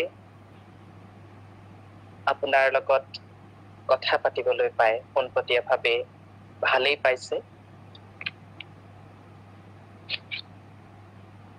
আমাৰ মাজত উপস্থিত আছে আমাৰ ৰসক্ষ গোটৰ সম্পাদক ডাঙৰীয়া মিণ্টু অভিজ্ঞান বৈশ্য মই তেখেতৰ ওচৰলৈ আহিছো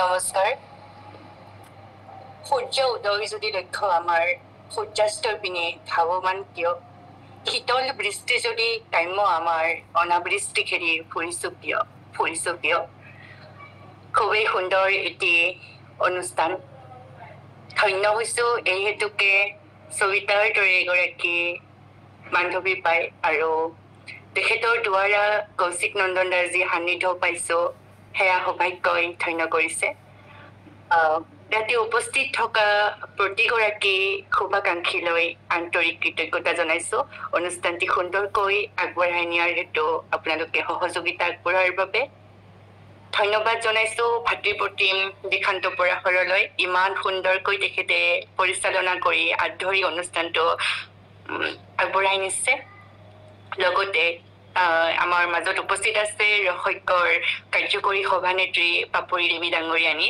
তেখেতলৈও ধন্যবাদ জনাইছো নমস্কাৰ জনাইছো পাপৰি দেৱী ডাঙৰীয়ানীৰো আমি কাষলৈ যাম দিশান্ত পৰাশৰ আৰু ইয়াতে উপস্থিত থকা শ্ৰদ্ধাৰ মালবিকা শৰ্মা ডাঙৰীয়ানী মোৰ বন্ধুসম বিশ্বজিৎ শইকীয়া গীতা আছে সকলোকে পুনৰবাৰ অশেষ ধন্যবাদ জনাইছো আচলতে আপোনালোক একগৰাকী ৰসজ্ঞৰ প্ৰজ্বলিত চাকি হয় আৰু কৌশিক দালৈ পুনৰবাৰ আন্তৰিক কৃতজ্ঞতা জনাইছো আপোনাৰ দৰে জিয়া সান্নিধ্যৰ আমাক উৎসাহিত কৰিছে আৰু আপোনাৰ দৰে জিয়া সত্তা এটি সদায় প্ৰজ্বলিত হৈ থাকক সদায় সুখী হৈ থাকক আপুনি ধন্যবাদ জনাইছো এইখিনিয়ে কৈ সকলোৰে কুশল কামনা কৰিছো পুনৰবাৰ সবিতালৈ ধন্যবাদ জনাইছো গৰিমাবালৈ ধন্যবাদ জনাইছো প্ৰিয় এটি সত্তা মোৰ বহুতেই ভাল পাওঁ গীত শুনি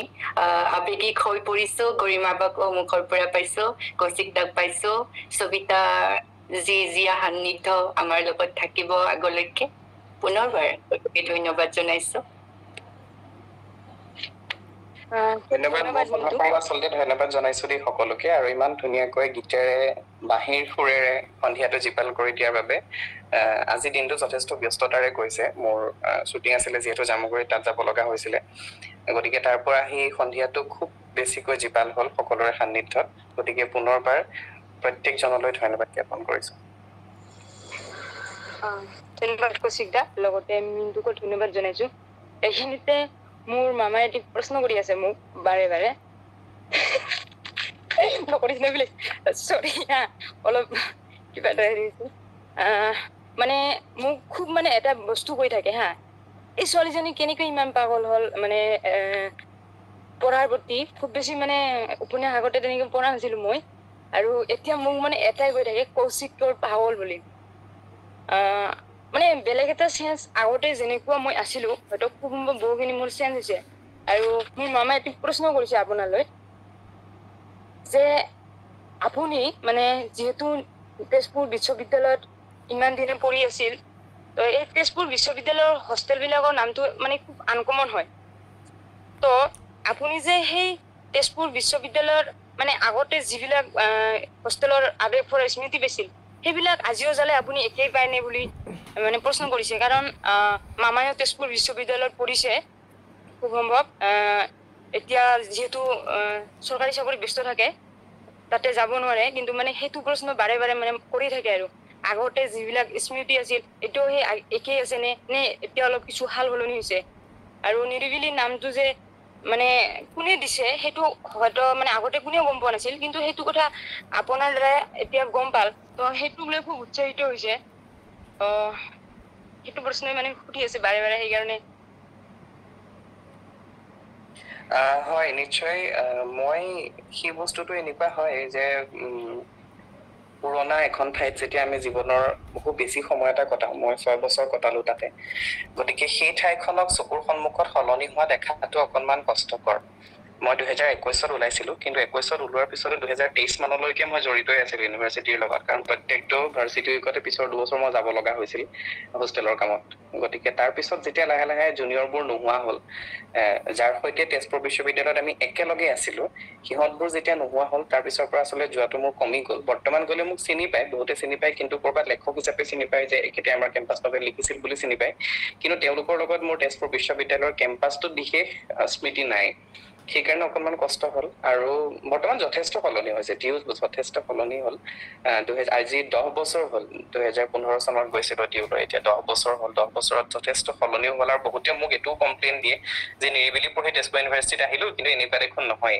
সেইটো কথা মই নিজেও কওঁ যে বৰ্তমান নিৰিবিলিত যিখন তেজপুৰ ইউনিভাৰ্চিটি আছিল এতিয়া সেইখন নহয় কাৰণ নবীন বৰুৱাৰ কটন কলেজত যিখন আছিল এতিয়াতো কটন কলেজ সম্পূৰ্ণ বেলেগ হ'ল গতিকে সেইখন 10 বছৰত যথেষ্ট সলনি হ'ল কিন্তু ক'ৰবাত তাৰ মাজতো সেই অনুভৱখিনি একেই আছে মই ভাবোঁ কাৰণ কাঞ্চন গছবোৰ একেই আছে নিৰিবিলিখন একেই আছে পুলকেইটা একেই আছে হোষ্টেল কেইখন একেই আছে গতিকে সেই হোষ্টেলৰ সন্মুখত ৰ'লে থিয় হ'লে পাটকাইৰ সন্মুখত থিয় হ'লে এতিয়াও ক'ৰবাত সেই অনুভৱটোৱে জোকাৰি যায় সেই মাদকতাখিনিয়ে জোকাৰি যায় কিন্তু তাৰ মাজত সলনি হৈছে নোহোৱা নহয় যথেষ্ট হৈছে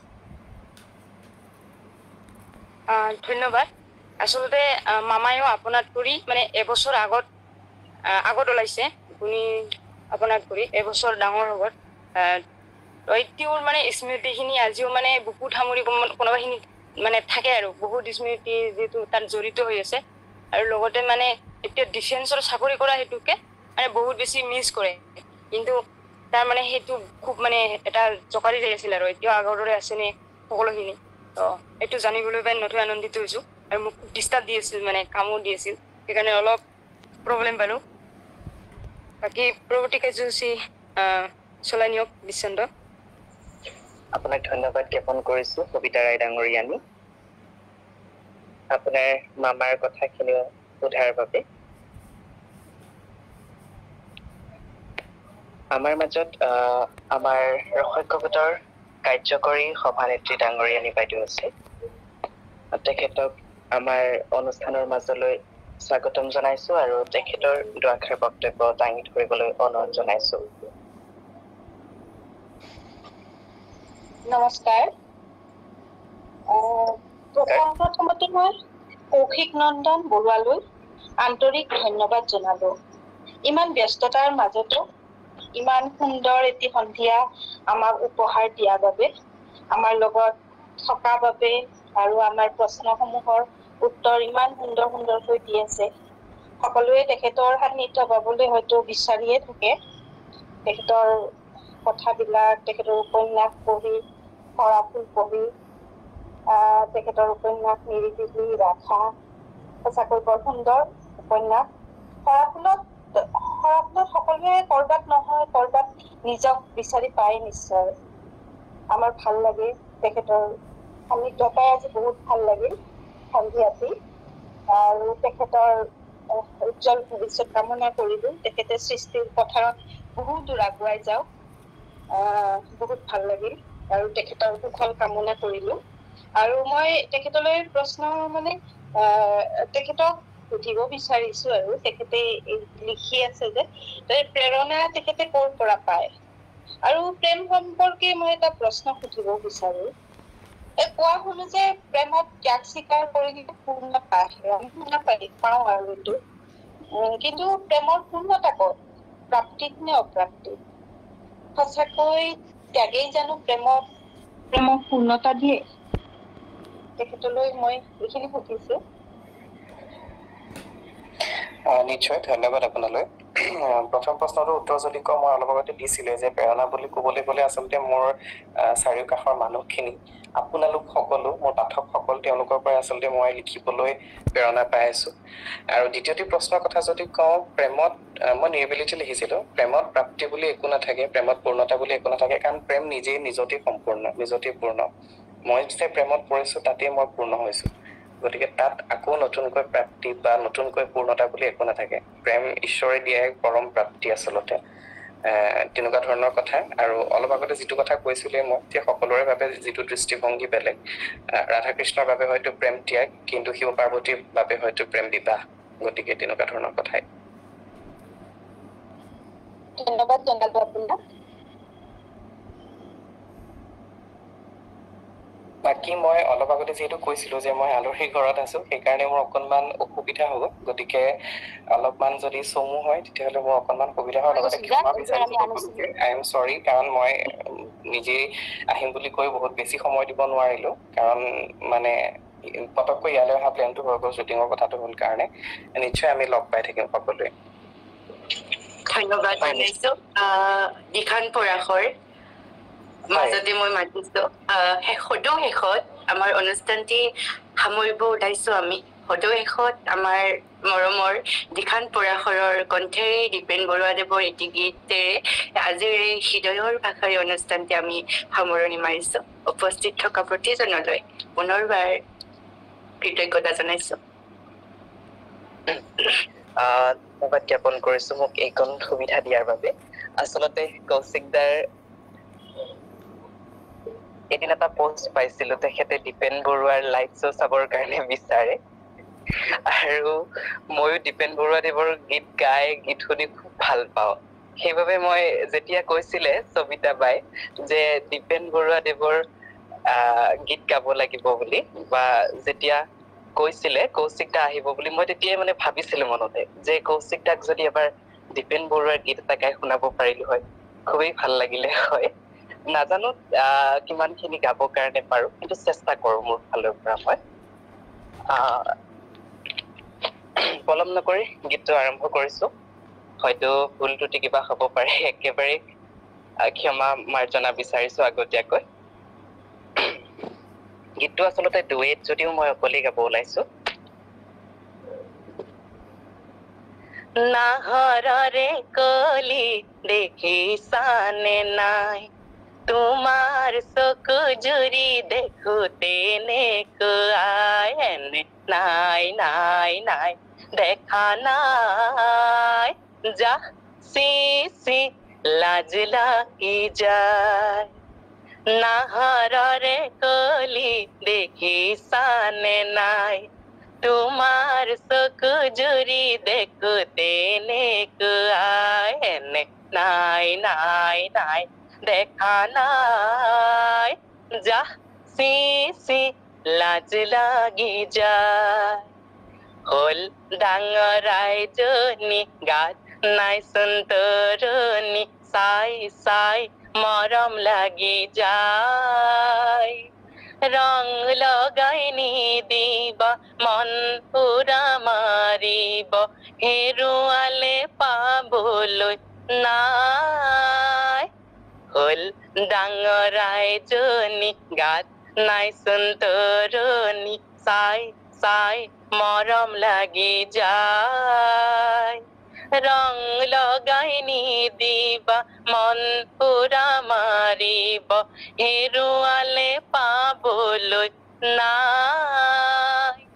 কাৰেং যে সোণেৰে সজা, কেনে মজা ৰাণী হবা আনি দিম ৰজা, চি চি লাজ লাগি যায়।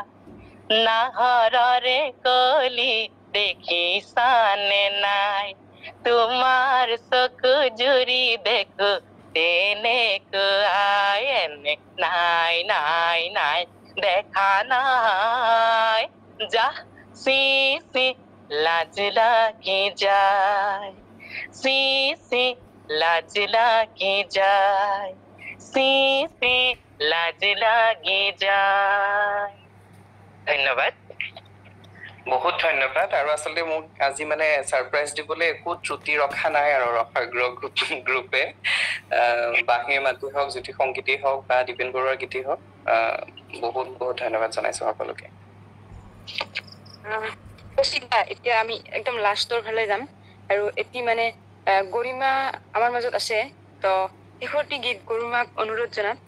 আৰু মই মানে এটা মনতে ভাবিছিলো, অনুষ্ঠানৰ মাজতে বাহিৰ সুৰ গীতৰ অনুষ্ঠান দিয়াটো যেন ভাল হ'ব, ভাল পাব নে নাপাব মানুহজনে, কিবা এটা মানে মনতে হেৰি লাগি আছিল। কিন্তু আপোনাৰ এই মন্তব্যটো পাই চাই নথৈ আনন্দিত হৈছো। ধন্যবাদ। এতিয়া মই গৰিমাৰ ওচৰত গৈছো। গৰিমা, তুমি শেষৰটি গীত আমাৰ দাদাৰ ওচৰত পৰিৱেশন কৰিলে ভাল পাম। আচলতে আজি মোৰে সৌভাগ্য, বান্ধৱী সবিতাৰ দ্বাৰা আজি কৌশিক ককাইদেউৰ সান্নিধ্য মই লাভ কৰিছো, আৰু তাতোতকৈ আনন্দিত হৈছো কৌশিক ককাইদেউৰ মোৰ গীত মই পৰিৱেশন কৰা গীত শুনে। গতিকে তেওঁৰ অনুৰোধত মই বিভাবৰীয়া গীতটি পৰিৱেশন কৰিবলৈ যত্ন কৰিছো। ভুলখিনি মাফ কৰিব, ক্ষমা কৰিব। বিভাবৰীয়া আমাৰ মিলন উজাগৰি ৰঙীন সপোনৰ, খিৰিকীৰে জুমি জোনাকে গীত গাই শুভ প্ৰণয়ৰ, ৰজনী গন্ধাৰ মালা দূৰতে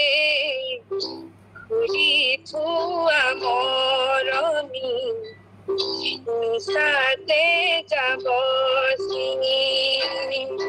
আজি তো সুৰভি মাথো তুমি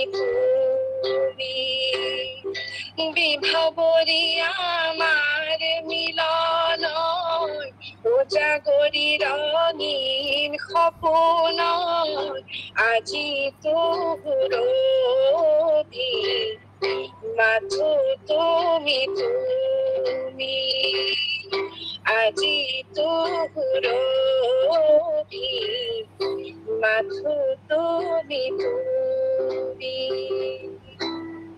আচলতে সময়ৰো নাটনি, গতিকে মই অকল স্থায়ীতে পৰিৱেশন কৰিলো, গতিকে সম্পূৰ্ণ গীতটো পৰিৱেশন কৰিব নোৱাৰিলো, তাৰ বাবে ক্ষমা বিচাৰিছো।